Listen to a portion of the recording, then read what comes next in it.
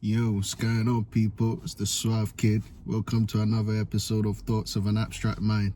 So today I just wanted to make a quick segment about the King Charles's trip to America. Looking good. Yeah, looking good. I mean, it's doing the English taxpayers a good service. You know what I mean? Obviously, relations have been strained between Keir Starmer, our Prime Minister, and the US President Donald Trump. So this is where, the monarchy comes in, because they've always had good relations with the US. And, who better to send, to build trust again than the head of the monarchy?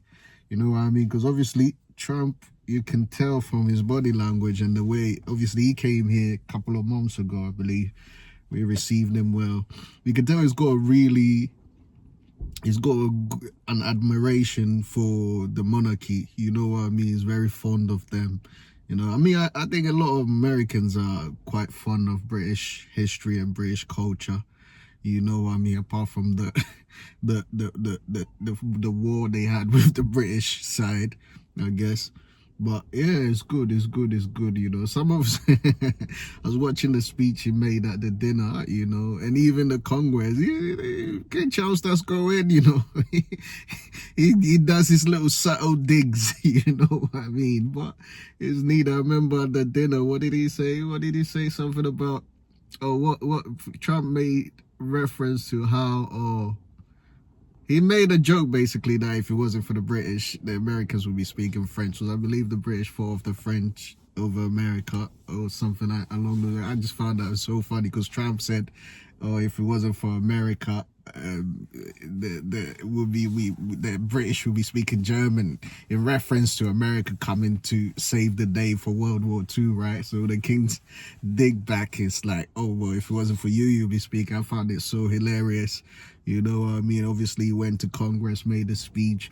I like the references he made. And, I didn't know some of the things he mentioned. I knew most of them, because I'm a big history buff and I love history, That's why when I talk with full vim. I talk with full confidence because I know my history, But some of the things he mentioned, I didn't even know. Some of the treaties and the alliances and, some of the,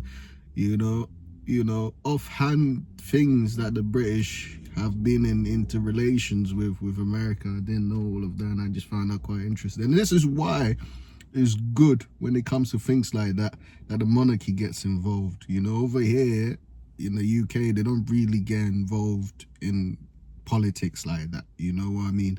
The power they got now is more constitutional than anything to do with the political side of things. To be honest, for their own survival, I guess they avoid it, because over here there's so many people. There's a whole section of people that don't even want the monarchy there anymore in the first place. People want to become like a republic and this, that. So I guess for their own safety and this, that, they try not to get in politics too much. So that way, they don't ally with, they're not accused of being on one side or another side, which is smart, you know what I mean? Which is smart, but it's good. I mean, this relationship with America, I think, like Trump said himself, we're America's best friend or something along those lines. I can't remember his exact words. This has been going on for generations now, and I think it's a good relationship to keep. And I think it's a good relationship to always improve on and to keep, because ultimately we speak the same language.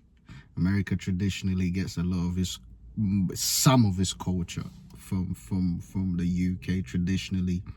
You know what I mean? A lot of Americans are European descendants. A lot of American towns are named after British towns. You know what I mean?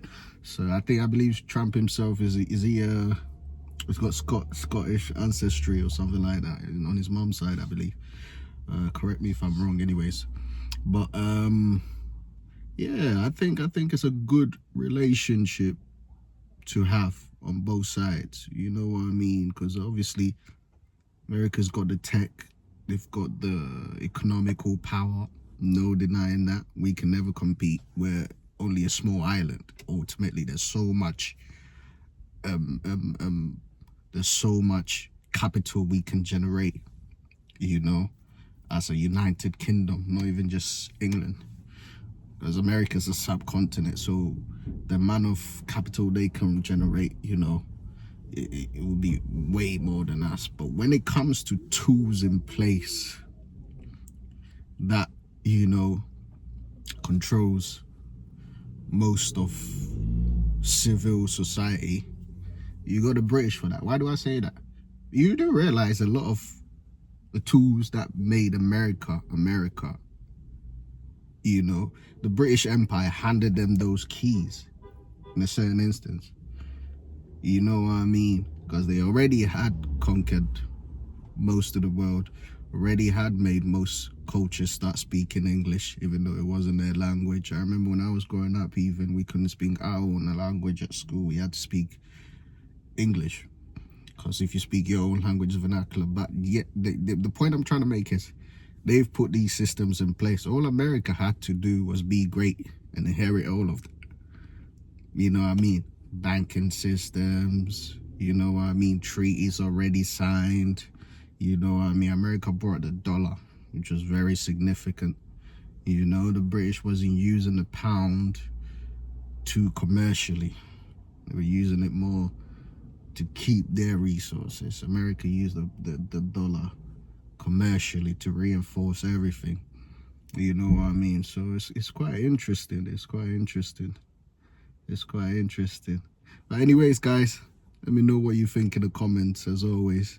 Yeah, thanks for watching.